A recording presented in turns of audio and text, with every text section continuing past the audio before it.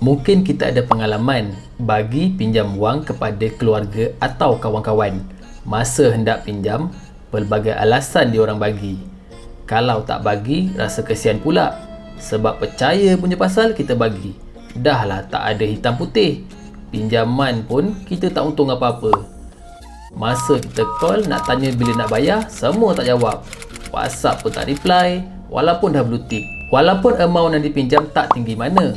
Ada yang RM2,000, ada yang RM3,000. Tapi tetap bernilai. Lebih-lebih lagi masa wabak COVID-19 ni. Bukan senang nak kumpul duit. Ada yang kata, pergilah tuntut dekat peguam.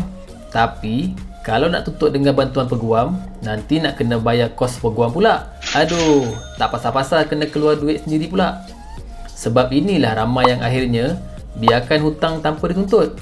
Mungkin ramai yang tak tahu, hutang dengan nilai yang kecil ini sebenarnya boleh dituntut tanpa melantik peguam pun. Solution. Apa yang perlu dibuat adalah dengan membuat tuntutan kecil. Jadi, apa yang dimaksudkan dengan tuntutan kecil ini? Tuntutan kecil ini adalah tuntutan bagi nilai hutang yang kurang daripada RM5,000 selaras dengan aturan 93, Kaedah 2 Mahkamah 2012. Ada yang tanya, macam mana kalau jumlah hutang yang saya nak tuntut adalah RM5,500? Lebih sikit je dari RM5,000. Tak boleh tuntut ke? Kalau saya nak pecahkan tuntutan ini kepada dua, boleh tak? Contohnya, mula-mula saya tuntut RM5,000. Lepas tu saya tuntut lagi baki RM500. Jawapannya adalah tak boleh. Jumlah yang boleh dituntut melalui tuntutan kecil hanyalah setakat RM5,000. Selaras dengan aturan 93 Kaedah 2. Manakala baki yang RM500 tadi adalah tidak boleh dituntut. Bagi sesiapa sahaja yang nak tuntut hutang melalui tuntutan kecil, mereka boleh mewakili diri mereka sendiri dan buat tuntutan di mahkamah magistrate yang terdekat. Tetapi perlu pastikan yang membuat tuntutan adalah secara individu dan bukannya sebagai syarikat. Ingat ya, syarikat tak boleh. Jadi, apa prosesnya? Apa yang perlu dilakukan ialah dapatkan borang RIT Mahkamah Tuntutan Kecil iaitu borang 198. Lengkapkan borang 198 tersebut. Antara maklumat yang diperlukan ialah nama dan butiran serta kronologi atau peristiwa. Contohnya, A. Nama anda yang hendak menyaman sebagai plaintiff dan alamat. B. Nama defendant iaitu disaman dan alamat yang diketahui. C. Pinjaman atau tuntutan berdasarkan apa? Bagaimana duit diserahkan atau hutang tersebut? Bila ingkar? Failkan borang saman dan penyataan tuntutan. Kos pemfailan hanyalah RM20 sahaja. Berbanding pemfailan, kes magistrate yang lain berjumlah RM100, manakala session RM200 dan mahkamah tinggi RM400. Kemudian, pihak mahkamah akan memberi nombor kes dan tarikh sebutan kes. Saman dan borang tuntutan tersebut perlulah diserahkan kepada orang yang disaman dan tarikh perbicaraan perlulah dimaklumkan. Pada tarikh sebutan kes nanti, sila bawa slip bank untuk menyokong pembayaran yang telah dibuat.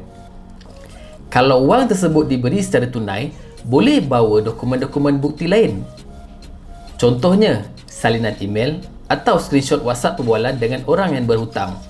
Kalau ada saksi, boleh bawa sekali. Di mahkamah, ceritakan berkenaan tuntutan kita. Kebiasaannya, kes tuntutan kecil akan diselesaikan pada tarikh pertama ini. Macam mana pula kalau mahkamah dah sahkan tuntutan kita berjaya, tapi pihak yang berhutang masih juga berdegil tak nak bayar? Apa yang perlu kita buat? Boleh pergi semula ke mahkamah dan isi borang 208, notis tunjuk sebab. Jumlah yang perlu dibayar untuk borang ini adalah sebanyak RM20. Kemudian, serahkan borang 208 yang telah dicop oleh mahkamah kepada pihak yang berhutang atau defendant. Mahkamah akan menilai keupayaan pihak yang berhutang itu untuk membayar hutang. Keputusan mahkamah. Selepas mahkamah buat penilaian, mahkamah boleh keluarkan beberapa arahan.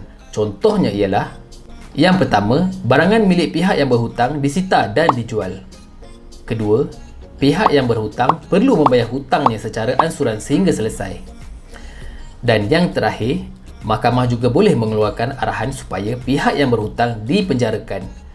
Tetapi segala kos pemenjaraan hendaklah ditanggung oleh orang yang menuntut hutang atau plaintiff. Selain hutang, apa boleh dituntut? Kalau nak tahu, bukan hutang sahaja yang boleh dituntut melalui tuntutan kecil. Antara tuntutan boleh dibuat kepada mahkamah tuntutan kecil adalah: 1. Tuntutan barangan yang tidak diterima atau dihantar. 2. Upah perkhidmatan yang tidak dibayar. 3. Sewa barang atau rumah. 4. Tuntutan barangan yang rosak. 5. Perbuatan yang tidak dilaksanakan. Selamat mencuba!